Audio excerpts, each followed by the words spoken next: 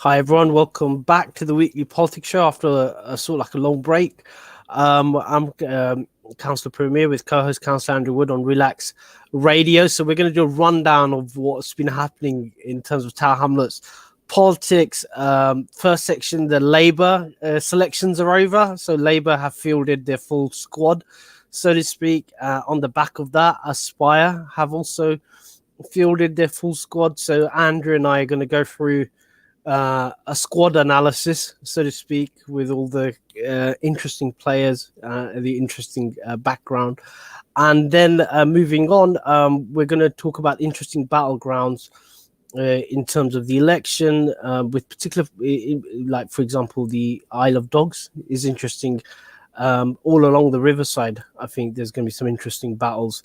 So Andrew and I are going to go through the key battlegrounds. And then in the third section, after the break, we're going to talk about the Spitalfields and Banglatown, Brick Lane. So it's in the news again. Andrew did a motion on the neighbourhood plan. Just get feedback from Andrew, how that went. And then a few days ago, the High Court has accepted an application for a judicial review on the controversial Truman Brewery planning application. So we're going to go do a run through that. Then after the break, we're going to discuss air taxis in Canary Wharf. So there's a possibility of an air taxi helipad or station.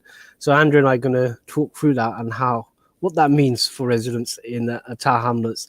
So we're going to go straight into a break. After the break, we're going to go straight into squad analysis, Labour versus Aspire.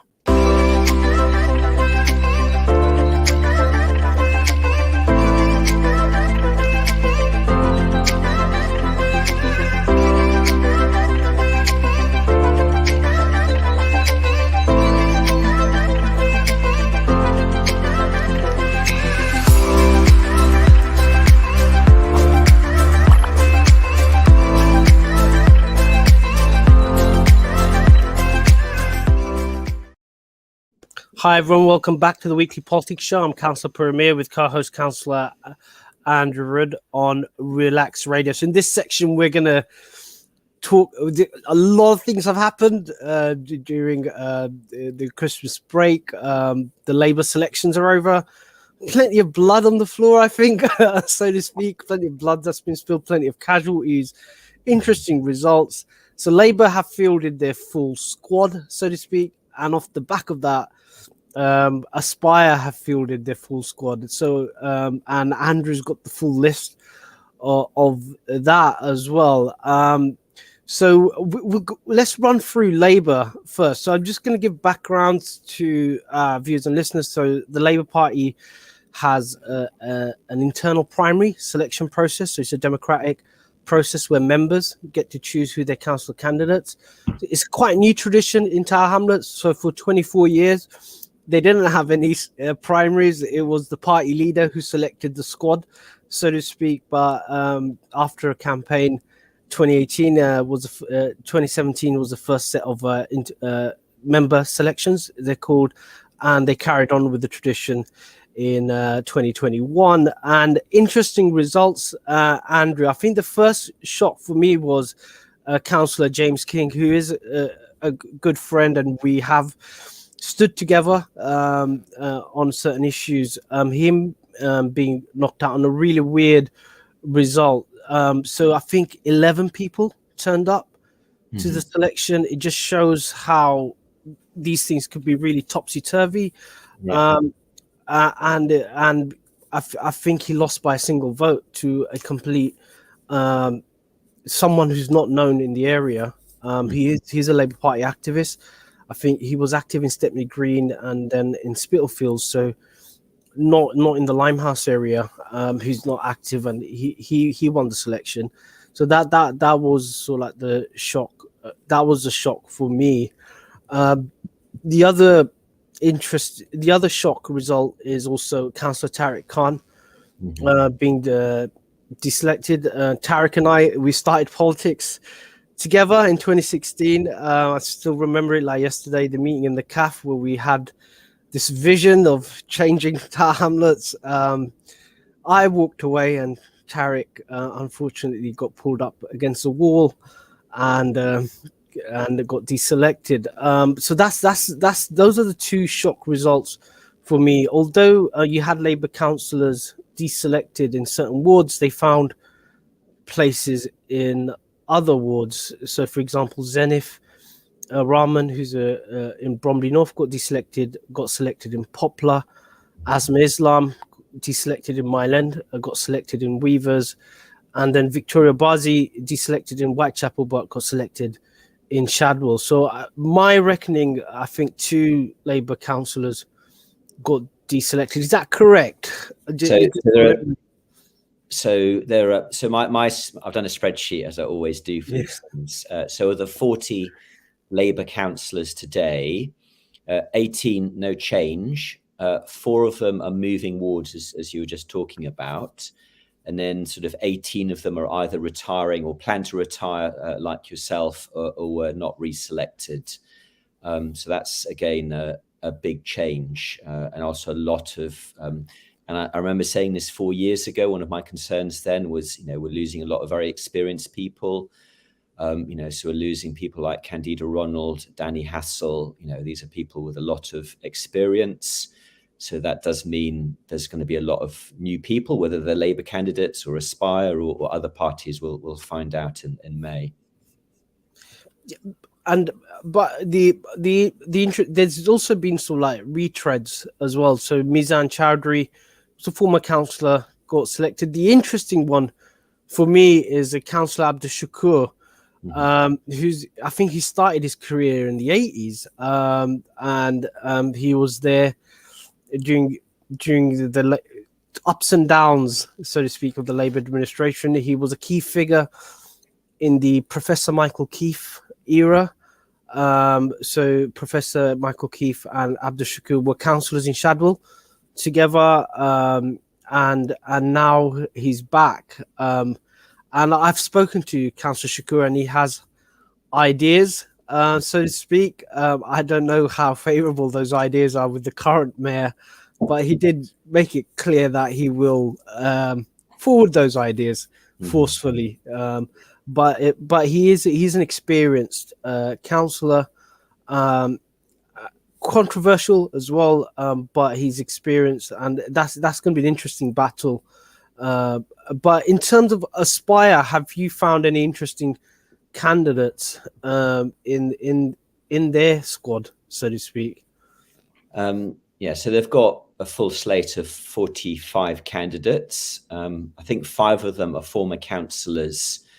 Well, 2 of them obviously are current councillors, so Kabir Ahmed, for example, and Haroon Amir and Shadwell, and then 3 others who were councillors in previous years, like Owed Ahmed, as example, and Miah in Canary Wharf ward. So again, with Aspire, there is some experience within that group, but again, predominantly sort of new people. And most of these people, I don't recognise their names. But they may be well known within their own communities, but as I said, I don't know most of them. And the other thing that has attracted comment is that out of the 45, 44 are male, and 1's a female in Limehouse, which will make Limehouse an even more interesting competition than it already was. But yes, perhaps not the most representative group in Tower Hamlets either. Yeah, I was a bit shocked by that, because just from campaigning experience, having a female candidate actually adds strength to the team. So a lot of, when I've been door knocking, a lot of female residents are uncomfortable talking about certain issues. They feel much more comfortable talking to a female, and I just find it bizarre, so to speak, why that hasn't been, because every time I sort of observed, it's the female candidates in the team who are the strongest, who pull the team through. So I just find that bizarre, but they might have a different electoral strategy from the one I'm used to, but I find that bizarre. The interesting one for me is a Mile End, where I've got Azad Mir, who was the former chair of the Mile End Labour Party and was a treasurer for Poplar and Limehouse CLP. he sort of like jumped to the other side and is up against the current chair of the Myland, who we went head to head on an AGM. So it's the battle of the two chairs, Lilu Ahmed and Azad Mir in Myland. One's a former chair and the other one's a current chair. So it might seem it's for me it might be an internal Labour battle that's being played out on the streets of Myland, but so that's an interesting candidate. I think Mayum coming back is interesting. He's got very strong presence on the Isle of Dogs. He does do a lot of activities. Yeah. So he's a force to be reckoned with. And then they got Saluk, who's a former councillor in Spitalfields. He's back, and that makes Spitalfields an interesting battleground. But it is a fairly inexperienced team, so to speak. But then, but then again, we have an executive mayoralty there. But then the other interesting figure is Iqbal Hussein, I think, who's in Lansbury, again a former secretary of the Labour Party. He has a lot of friends in the local Labour Party in Lansbury, so that's going to be an interesting contest in Lansbury. So again, sort of like it's sort of interesting. But just moving on, I think the Lib Dems are fielding sort of like they're not fielding a strong team all over the borough, but they got target seats. So Wapping is a target seat. From what I've heard, they fielded really strong candidates there. Yeah. They've been campaigning quite extensively. They've even got volunteers coming in from south of the river to campaign in Wapping. The other place where they fielded strong candidates is in Whitechapel. So they got Amino Khan and Assad, who were the former councillors in Whitechapel. And so, like, being the secretary there, I've seen the leaflets. They've already leafleted all the houses, so people are aware. So they're fielding sort of like a target. And the other sort of like the submarine to watch out for is Aziz Khan in Blackwell. So just to give, so I was a bit surprised to see Aziz Khan is a former Liberal councillor who was in Bethnal Green, part of the Liberal administration. He's come back to the Lib Dems, and he's on the island. He's on the prowl on the island, so he is someone not to be underestimated. So he's someone to watch out for. What about I haven't been following the Conservatives. Have they fielded their full candidates, Andrew?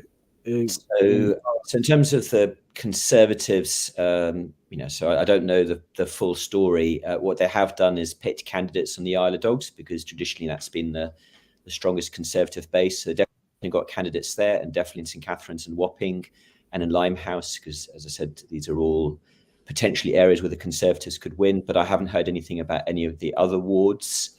So a little bit like the Liberal Democrats, they will be focusing on just a handful of wards across Tower Hamlets. And as far as I know, they haven't picked a mayoral candidate yet either. So they're also behind on that process as well. Well, I think the interesting candidate I found Lib Dems is is it D'Souza, the lady who stood last time in Blackwell and Cubic Town, who's been the Conservative, D'Souza, So I find her a strong candidate. She's been campaigning consistently on social media. She does run a Facebook concentrating on ASB and crime in the area. So that's the interesting candidate, because it's just the method of deep organizing. So like picking candidates a long time beforehand and then allowing them to embed themselves in the local community a totally different approach from the Labour Party here in Tower Hamlets. Traditionally, Labour Party elsewhere, they pick their candidates about a year ahead, allowing the candidates to embed themselves in the local area. For whatever reason, in Tower Hamlets, we're near the end of the line. For me, I just don't understand that logic, but it is. But what that means is the candidates are thrown in. A lot of them don't even know the areas. And it's just up against time. I've been advising new candidates, and I said, look, you don't have enough time. You just have to, we don't have the luxury of voter registration. You don't have the luxury of going and registering. You just have to look at the data, look at who votes consistently, and you just have to do a targeted campaign because you just don't have the time to run a proper campaign. But that is, we're going to go straight into a break. After the break, we're going to look at interesting battlegrounds, including Andrew's Canary Wharf. So after the break, it's a Mexican standoff, as far as I understand. But we're going to go straight into a break. After the break, we're going to look at interesting battlegrounds.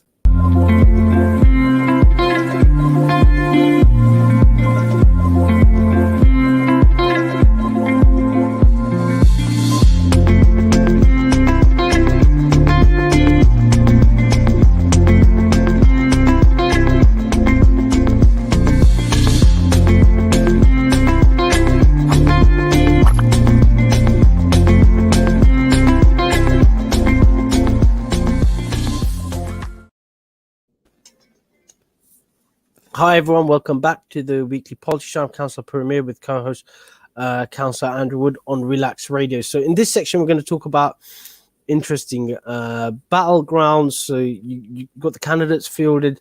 Tower Hamlets isn't homogenous, as you can see from the way our previous discussion about the Lib Dems and the Conservatives focusing their resources in certain parts of the borough, which creates an interesting battleground. And the first one for me is interesting is Canary Wharf, Andrew, your stomping ground, because you've got Mayum's back. I was under the impression that he would stand in Blackwall, where he lives.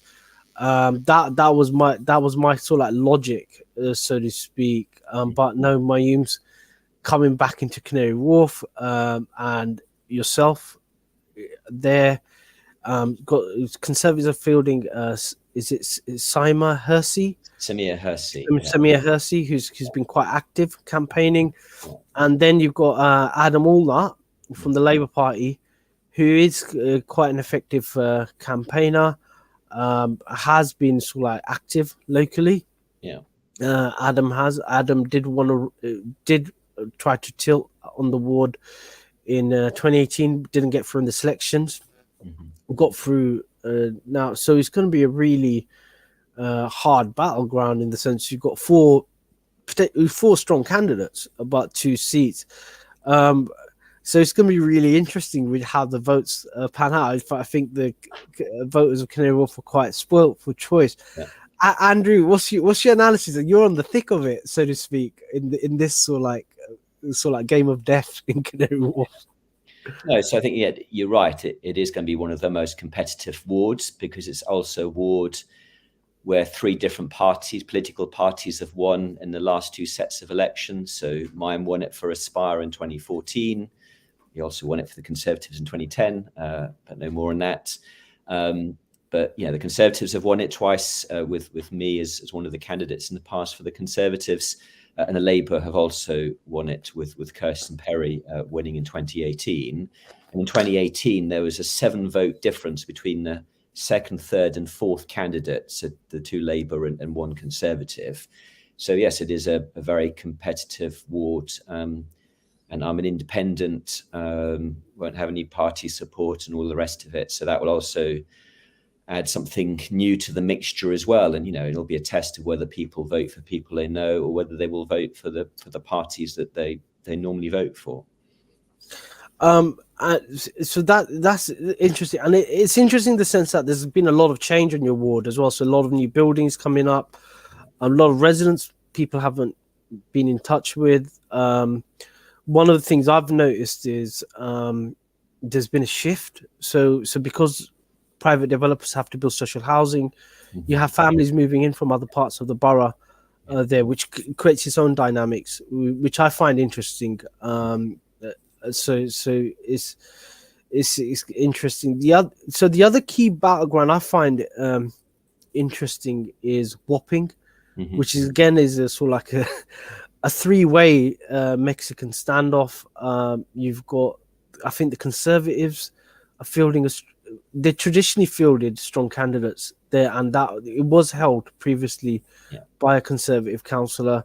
You got the Lib Dems fielding a strong team, and then obviously you got Labour with Abdal Ullah, who's an experienced councillor. So it's going to be an interesting battleground, especially with the Lib Dems pouring huge amounts of resources in to that. Any observations on the Wapping? So Wapping, interestingly enough, has one of the highest percentages of graduates of any ward in the whole country, even higher than you might think of places like Oxford and Cambridge. So from memory, I think it's over 60%, and that's a group where the Liberal Democrats have done well with in the past. But like a lot of the wards, the key will be voter turnout, because a lot of the graduates tend not to vote. But if the Liberal Democrats can get those people out, then yes, they will be very competitive in that ward. So, for example, Neil King is standing for the Conservatives, and he's fought that for many years. And the Conservatives had it for about 10 years up until 2018. So they will definitely feel that they can win that. But how the vote then splits, and the other issue for the Conservatives will be the Boris impact. You know, a lot of people are very upset with Boris Johnson, and will that rub off on local candidates? I think it would be unfair, because local issues are very different from national issues, but it might have an impact, because it always does to some extent. And then the other interesting battleground again is on the island is Blackwall and Cubic Town, which is sort of like a three-way sort of like standoff. Aspire haven't put in any strong candidates there, from my understanding. It's between the Conservatives, Labour, and the Lib Dems who've done quite well there, despite not campaigning. And again, with the Labour team, you've got existing Councillor Papu there with the two new candidates. Got Asra Anjum, who lives locally and is the secretary of the CLP. And then the other interesting candidate is Chris Worrell. So like an interesting character in the Labour Party, quite active on social media, trolling people. He doesn't troll me. We do sort of like shake hands and smile, and we do get along privately, but not in terms of politics. So Chris describes himself as a YIMBY. He's pro development, pro skyscrapers. I think he came to one of the planning meetings, and I think 101. I think Whitechapel, the controversial one. Chris was arguing, and he was upset when his Labour councillors voted against it. But he is a very strong campaigner. Chris is, and so it is going to be an interesting battleground. And then the other one, which is sort of like another game of death, is Whitechapel, where you've got a sort of like a three-way contest between Labour, the Lib Dems, and Aspire. So Aspire fielding Shafi, who was the previous councillor, who won in a surprise by-election against Labour. Then you got the Lib Dems fielding Aminu Khan and former Councillor Assad. They were the previous councillors for the ward. They lost in 2018, so they're coming back. And then you got the two incumbent Labour councillors plus a new candidate, Farhana Zaman, for Labour.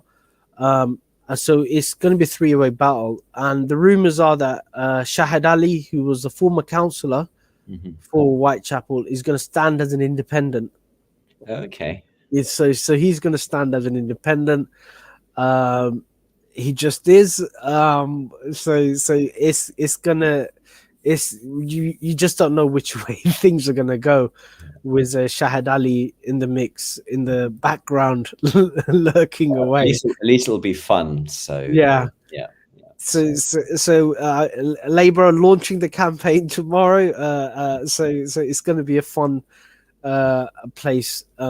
Any other, so like all of those are sort of like along the riverside, so to speak. Well, so adding to that, Limehouse will be interesting, I think, because I was, as you said, I was very surprised with James King being deselected. I wasn't expecting that at all, and my assumption was that he was going to win again because he's done a decent job and he's been a good councillor. But with him going and this new candidate, I think David Garside for the Conservatives will be hopeful because he's very well known locally.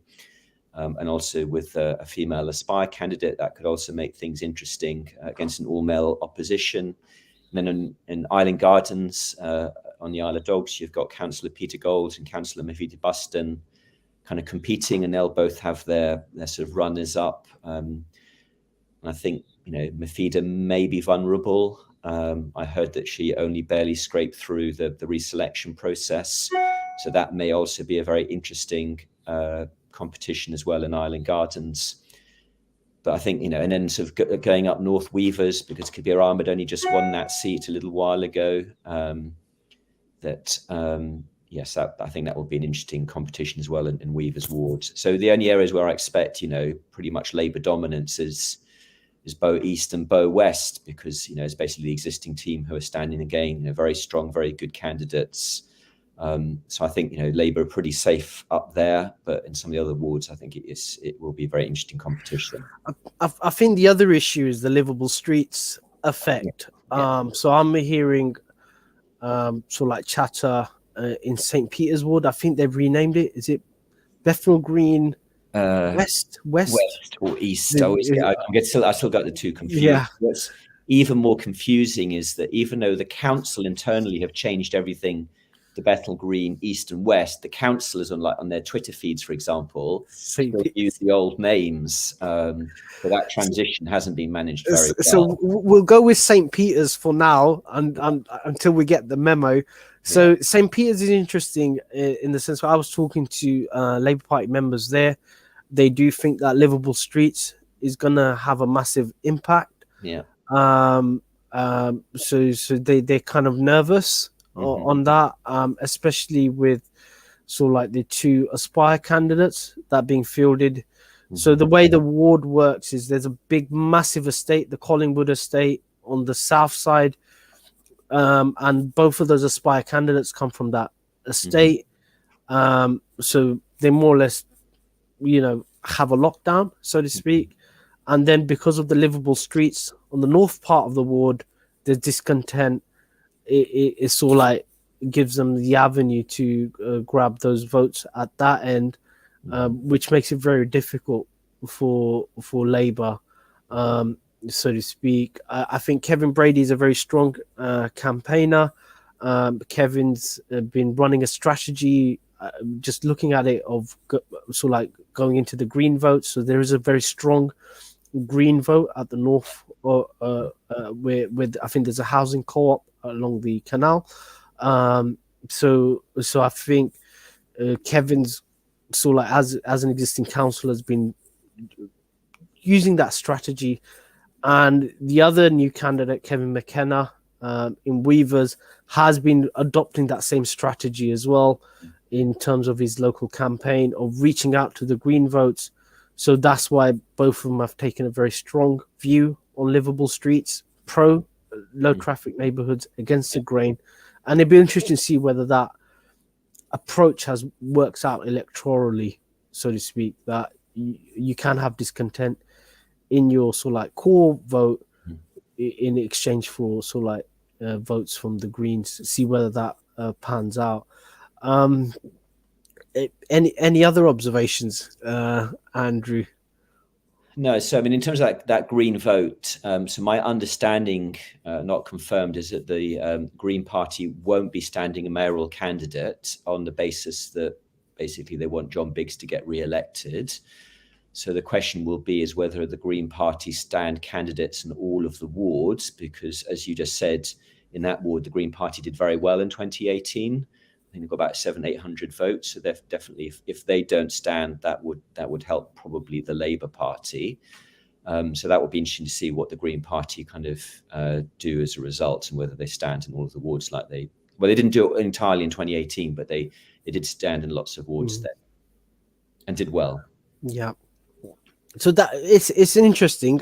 So this isn't the end of it's a sort of like a running commentary from me and Andrew. It's going to be an interesting election campaign. So this is the kickoff, so to speak. So anything interesting happens on the campaign, we'll endeavour to be the first to give you the analysis. But all the way through to May is going to be an interesting campaign. But we're gonna go straight into a break. After the break, we're gonna discuss the Spitalfields of Banglatown, the Brick Lane area. Two interesting developments. There was a debate on the neighbourhood plan. Andrew put forward a motion, and then the High Court has accepted an application to overturn the controversial Truman Brewery planning decision. So we're going to go straight into a break. After the break, we're going to go into sort of like Spitalfields and Banglatown neighbourhood plan and the Truman Brewery judicial review.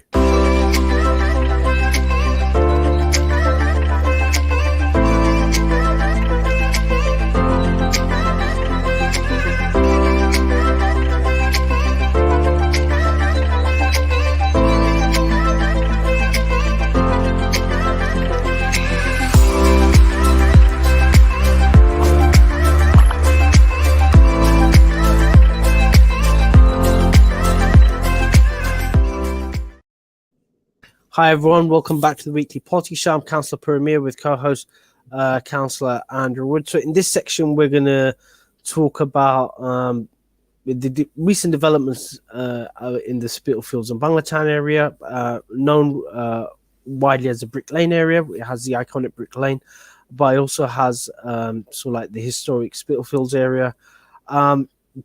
Two interesting developments. One is there was a debate at full council, Andrew, I believe, on the neighbourhood plan, which you put forward a motion. So if a motion is put forward, there's a debate. So Andrew, you want to just run us through your motion and what it was asking for and the background to it, and what the response was?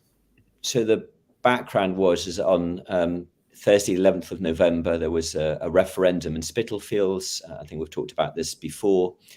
And because it was a neighbourhood plan area that has lots of businesses as well as residents, there were two votes on the day. There was a business vote and a residents vote. And the problem was the residents voted yes, but the businesses voted no.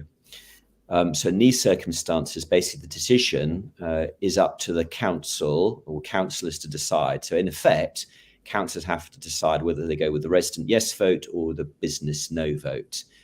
And the problem is that Tower Hamlets Council appears, or at least officers, basically don't want to make a decision. So what they seem to be wanting to do is they're asking the forum to talk to their opponents to agree, some kind of compromise.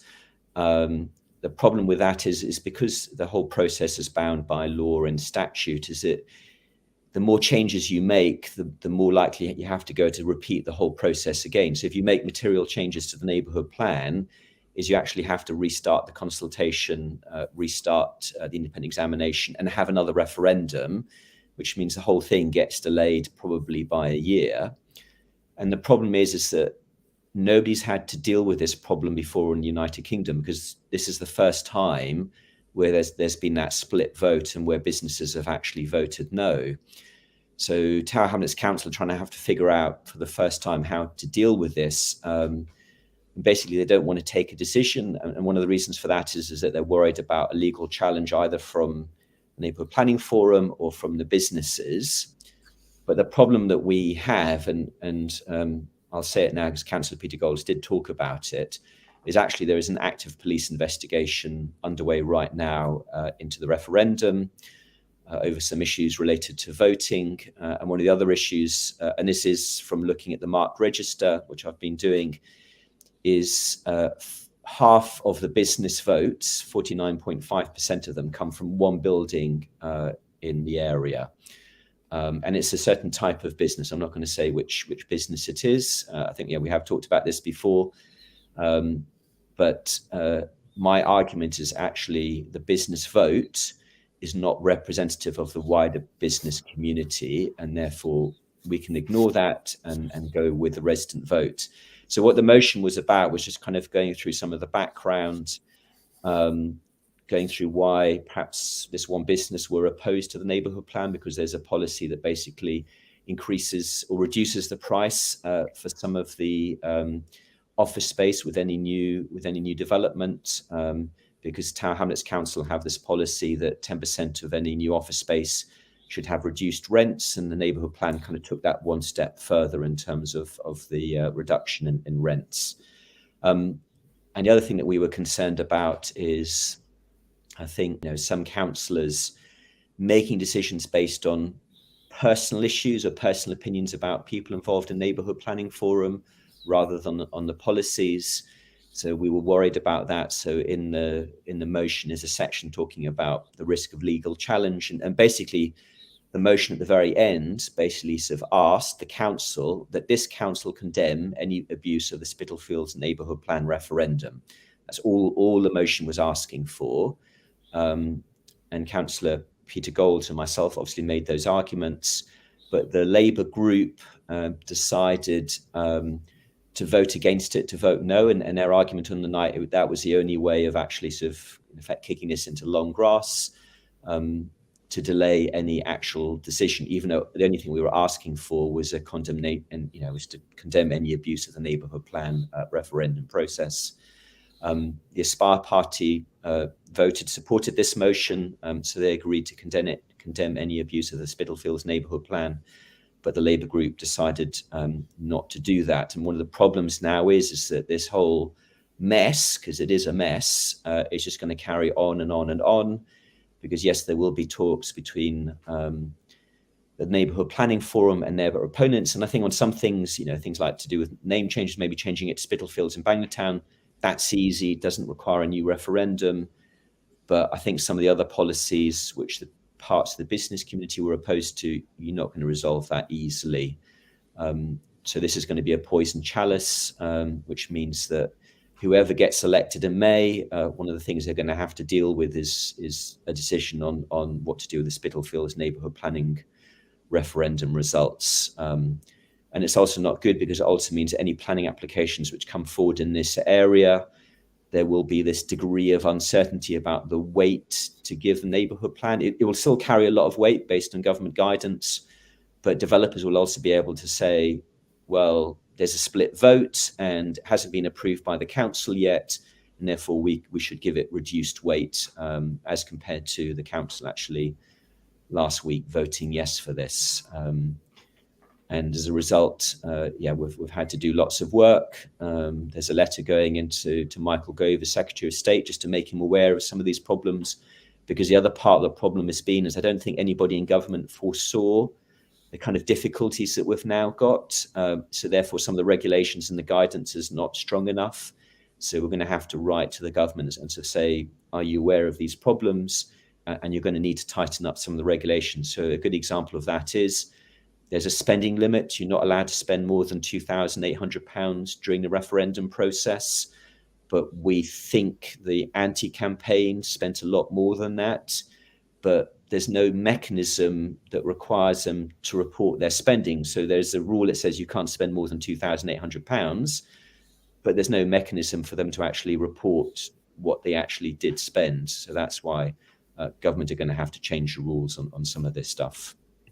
Well, following this uncertainty on the neighbourhood plan is the acceptance of the application for judicial review of the Truman Brewery,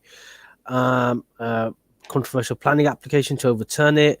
again, there is the impact of the neighbourhood plan, because part of the argument is that they didn't consider the neighbourhood plan.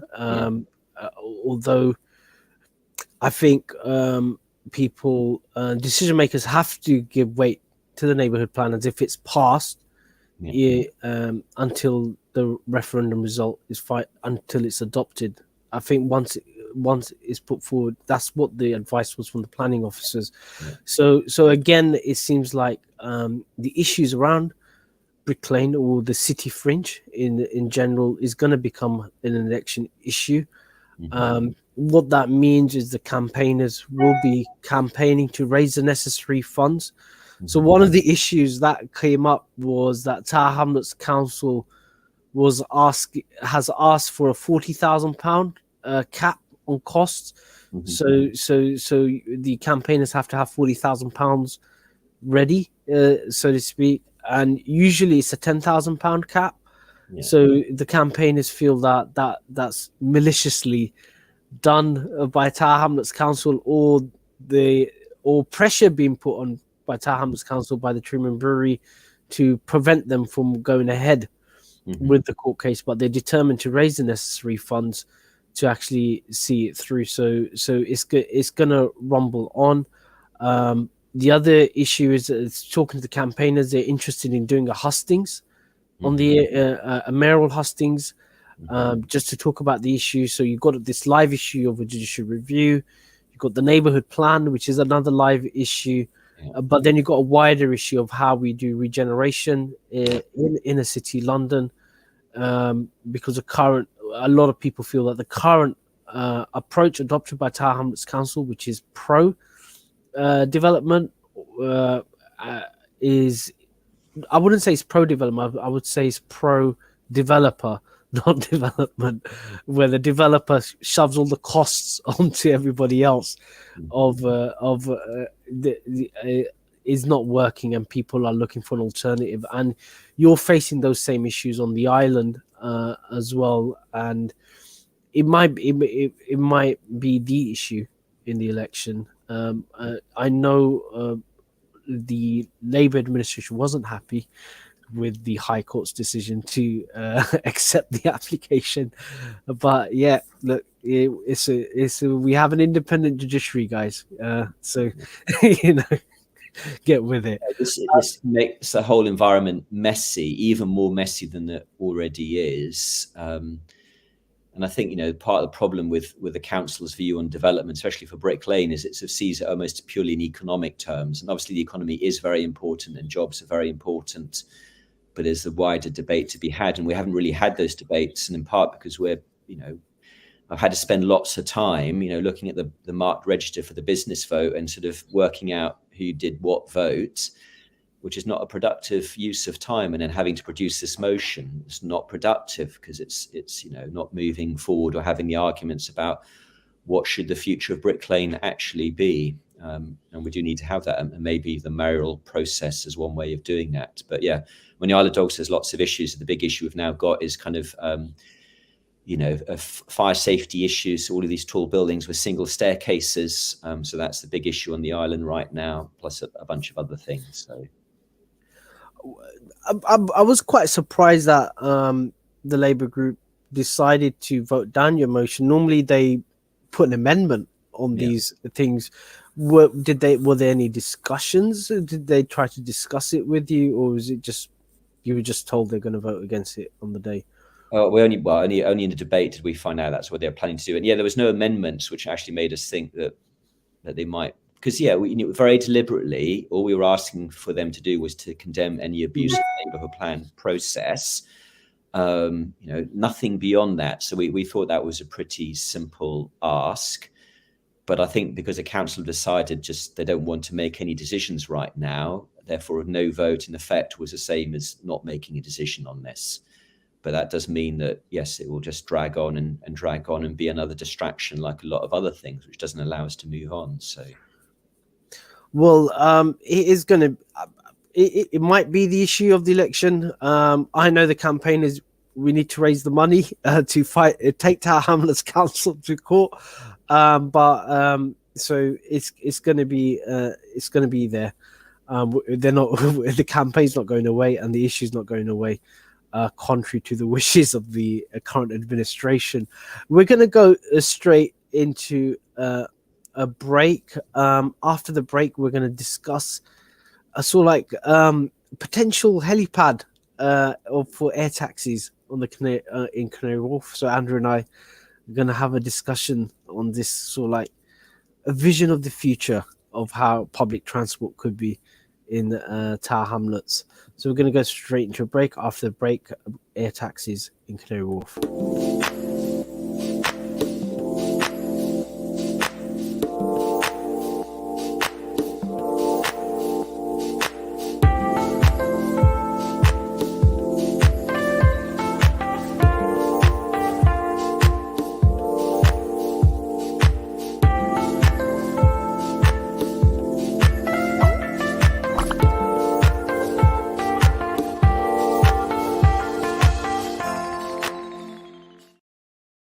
Hi everyone, welcome back to the weekly politics show. I'm Councillor Puru with co-host Councillor Andrew Wood on Relax Radio. So in this final section, we're going to sort of have a light discussion, a difference from the heavy discussion we've had on the issue of a potential helipad on the Isle of Dogs in Canary Wharf to facilitate air taxis. So this is something that you've picked up, Andrew, and I've read it sort of like a few weeks ago on a British company getting a massive contract to supply Japan with air taxis, and it seems like that is the future. And recently there was news about sort of like air lithium batteries, so they got their battery densities much higher, which allows long distance air travel, potentially could allow long distance air travels and quieter air travel. So Andrew, fill us in on the details. Are we going to have this sort of like futuristic helipad in Canary Wharf, and are we going to have sort of like all these air taxis in the air? So this helipad, I actually live next to it, so obviously I have a sort of personal interest in this as well. So there is actually been for about 40 years now actual helipad with normal helicopters operating from it. Not that many. So a lot of people actually don't realize it's there. But a new operator has taken over the lease, and it's a company called skyports.net. And they describe themselves as a mobility company developing and operating landing infrastructure for the electric air taxi revolution. So the new thing, and we don't have them yet in the UK, because they're still being developed, is this idea of kind of electric air taxis. It's sometimes called eVTOL. So basically, it's like a helicopter, but battery powered only. And they normally have lots of kind of rotors. And sort of the big difference with helicopters today is, in theory, they'd be much cheaper to operate. And in theory, and there's some arguments about this, and we need to find out whether this is true or not, in theory, much quieter. But if you look at other countries, so to Dubai and Singapore, for example, they seem to be really keen on this idea of basically having a new form of transport. So this wouldn't be necessarily for short journeys. So this wouldn't replace the bus network or the underground network in London, but for kind of perhaps longer distance journeys that perhaps you might use trains for today or cars, is that you actually might use these electric air taxis. So for example, there's another British company called Vertical Aerospace, and on their website, they actually say to get from Canary Wharf to Heathrow Airport would be 13 minutes flying time. If I wanted to make that journey today by public transport, that's like 1 hour and 19 minutes by comparison. So obviously it's going to cost more, electric air taxis. How much we don't know yet, but there is a real potential. And I know people have been talking about this for decades. So this kind of promise of kind of like, of air taxis has been something that people have been talking about for decades. But what is really interesting is that there are just so many companies out there, and there's a lot of money being invested in this idea, and lots of companies really active in this idea. So it is entirely possible that from around 2025, that we could have operating from the Isle of Dogs this electric air taxi service. And then if it were to work, where else in Tower Hamlets would you then put these landing pads? So it's entirely possible that other parts of Tower Hamlets that we might need to be building at some point in the future, these electric air taxis, so that people can get to the airport or go to Cambridge or wherever that they want to go to, because actually it's competitive to do so from a price point of view. And because they are electric, you don't kind of have the same noise and pollution issues that you've got with helicopters today. But there's so many things still needing to be done in terms of regulation. So the UK, even if the technology was ready today, and it's still, a lot of these things are still in development, is kind of how this would work, how you'd control airspace, insurance, all of that kind of stuff is still completely up in the air. But this company has bought the heliport, or at least the lease here, to start gaining some operational experience of what it's like to run normal helicopters here, because that hopefully in 3 years' time, when they start running the electric air taxi service, they have some experience of how to do that. So potentially, this could dramatically change transport options in Tower Hamlets in the next 5 to 10 years, but we'll see. But yes, it could be very exciting if the technology works as advertised. Well, my understanding is it's targeted at the business traveler. So just looking at the contract that was the British company got for Japan, the idea is that as a business traveler, you just get off the airport, instead of sort of like using public transport, you just get onto the air taxi and it'll take you to your desired business location, and that's the kind of convenience. So the idea was the hubs were going to be around the airport, and then you have various hubs in various business districts. So Canary Wharf there's a logic behind having one in Canary Wharf, in the sense that you could envision someone landing in Heathrow, going through passport control and everything, and then straight into an air taxi, and within half an hour they're there for a business meeting, and then back again, so to speak, back on the flight. So it'll just create interesting dynamics, and you're going to need the infrastructure as well to build around that, which again interesting. And off the back of sort of like transport in the Isle of Dogs, Canary Wharf, the new station's been handed over. So again, that's going to have an interesting impact in terms of connectivity. So again, it's sort of like we just don't know what the long-term impacts are going to be. And Andrew, is this something that, so you've done the sort of like the local plan in terms of the Isle of Dogs? Is this something that you sort of like thought about, or had discussed about, like the impact of future transport or etc., and how that impacts on the residents' quality of life? Yes, I mean, that's a good question. So in terms of the current Tower Hamlets Council local plan, I'm not sure it even has the word helicopter in there, even though there is an existing helicopter pad here. Same with the transport documents. It's like invisible, because I think actually a lot of council officers are not even aware that there has actually been a helipad operating since the year 1980.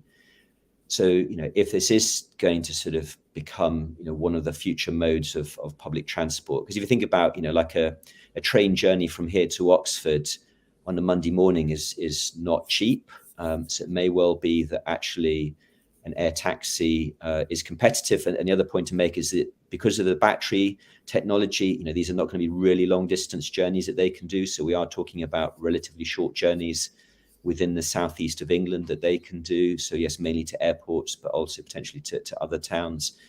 But who knows how this might develop? We haven't had any really big changes in kind of transport technology for, the bus has been around for 100 years. Underground trains have been around for 100 years. The only really new thing are like electric scooters, but they're kind of a little bit like bicycles in terms of their impact. So potentially this could be revolutionary. So that's one of the things that politicians and planners are going to have to start thinking about, is if this does take off in the next 10 years, how do we adapt to it? So, for example, in Sao Paulo, Brazil, a lot of the tall buildings have on their roof helicopter landing platforms like we have at the Royal London Hospital. Do we do the same here?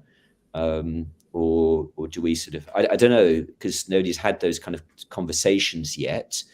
But, if we do write a local plan or a new one, because the council have, I think, set aside some money to start writing a new one, is a time period when that's operational will be the time period when this technology, hopefully around 2025, will become functional and will start working. So we're going to have to start thinking about these issues.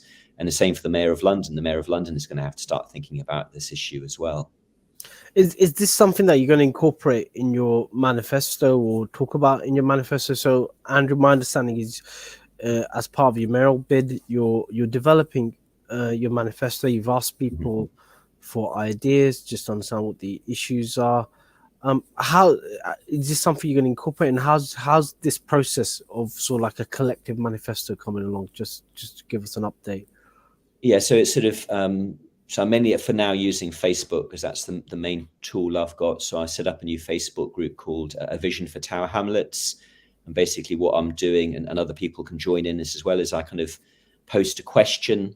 So, for example, this morning it was a question about e-scooters, which is the other new technology for transport, and how that might work. The mayor of Tower Hamlets wouldn't have control about whether to legalize them or not, but there's things that we could do locally. So, for example, if they are legalized, I've seen in the City of London, they've set aside like special parking bays for e-scooters.